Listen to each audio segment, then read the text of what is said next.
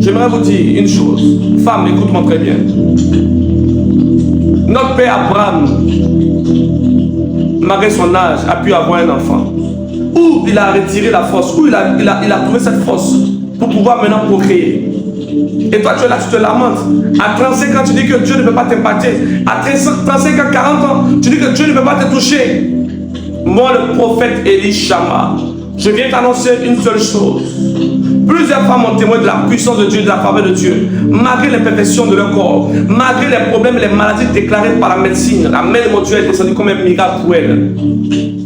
Marababa Sheke de l'os. J'ai rencontré une femme lors d'une prédication et je lui ai dit, écoute-moi très bien, je vois une maman qui est malade et cette femme a dit, personne n'est malade dans ma famille.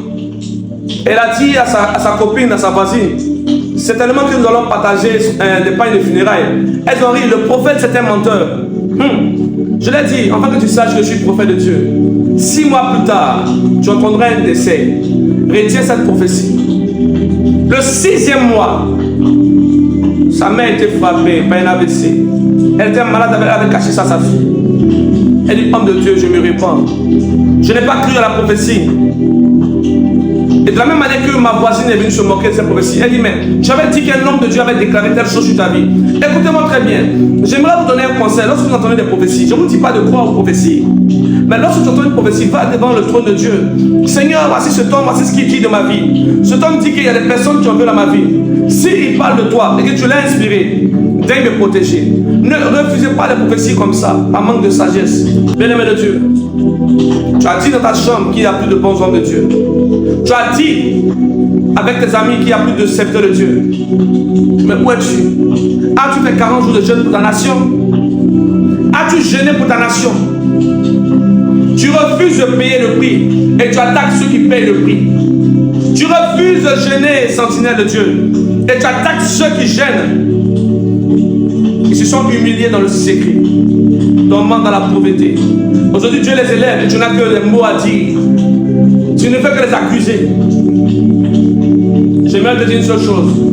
L'accusateur de nos pères, l'accusateur de nos frères, les prophètes, l'accusateur des hommes de Dieu était juste le diable. Le diable est un accusateur.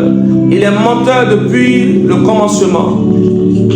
Je prie maintenant pour toi, toi qui m'entends, toi qui m'écoutes, toi qui vis des moments difficiles, toi qui traverses des moments difficiles.